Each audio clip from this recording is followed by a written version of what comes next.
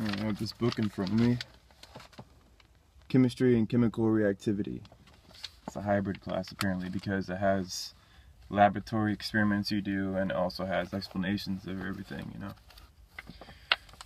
But one thing I wanted to point out, and this is very important for people to understand, I believe, is that there is a certain neglect of concepts in here, or a specific concept in general, that has happened over many years, and nobody ever goes back and says, wait a second, wait, I think we missed something really, really important here. And it's plasma being a completely separate state of matter where there are free ions and electrons. And this is important because all young stars are plasmatic in nature.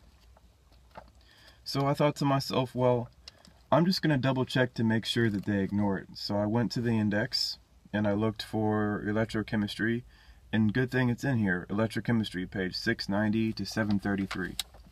So I flipped down to, it says Principles of Chemical Reactivity, Electron Transfer Reactions.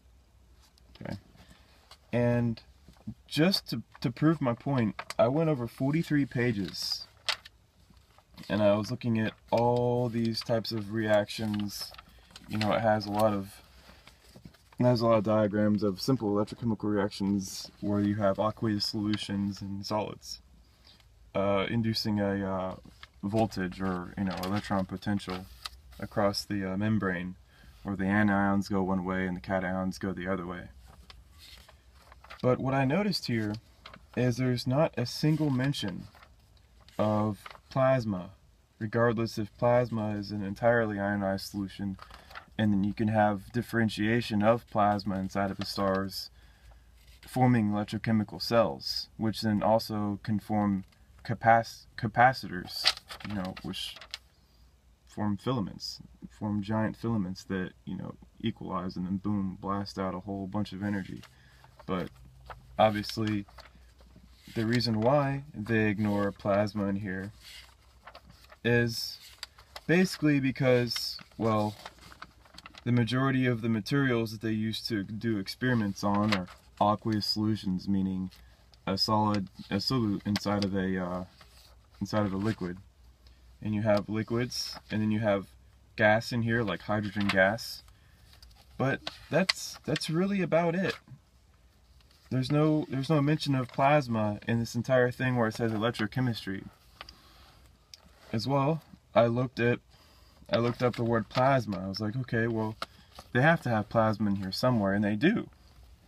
Unfortunately, they have it towards stars being nuclear fusion reactors, which is, you know, 1950s pseudoscience.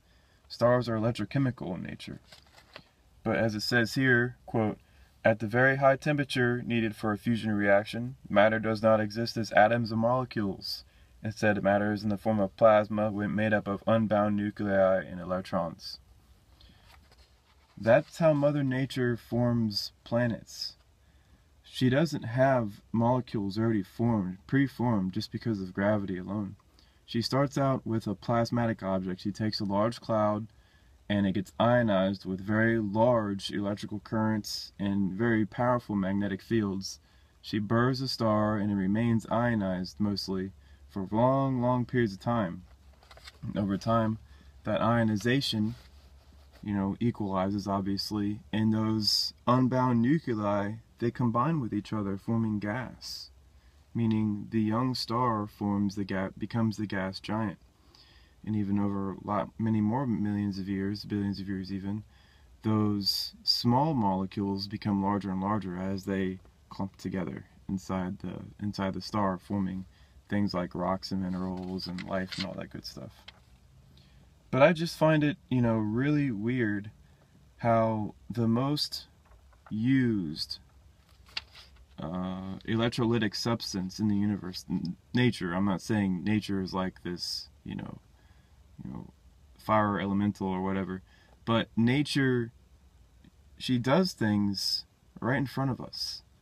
And I think it's funny how scientists are like, well, we got to use these billion-dollar telescopes to see the protoplanetary disks forming planets. No, the reactions that you want to study are happening right in the sun right now. Just go online, look up, the surface of the sun or time-lapse videos, and you'll see the capacitors forming on the sun's surface. You'll see all the electrolytic cells. You'll see a whole shitload of electrochemical reactions taking place. But naturally, since the fusion experts have walled off the sun into their own little groups, and they kick everybody out, such as the chemists and the biologists and the geologists, they kick everybody out of their departments so they can continue working on their pseudoscience. That's a huge problem. And obviously, there's turf wars between the sciences where, a geologist will say, oh, well, chemistry isn't that important for your geology, we got the rock cycle. And then, on and on, where chemists, they don't like geologists in their department either, because they're like, well, you guys don't have any chemical reactions, you just name rocks all the time, like, what use are you? But basically, that's about it.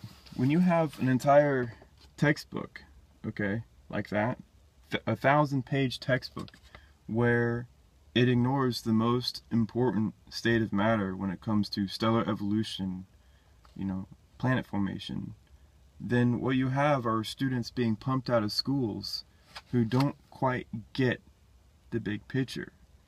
And that is very dangerous. You have to make sure that you teach students the big picture, that you teach them that, sure, this is chemistry, but there's a lot to it that we're not going to be able to teach you. And you need to stress that. Because nature is much more fantastic than what scientists want you to believe. Not because they forcefully want you to remain ignorant, but because they have somehow allowed themselves to remain ignorant. And they did that by ignoring very important states of matter.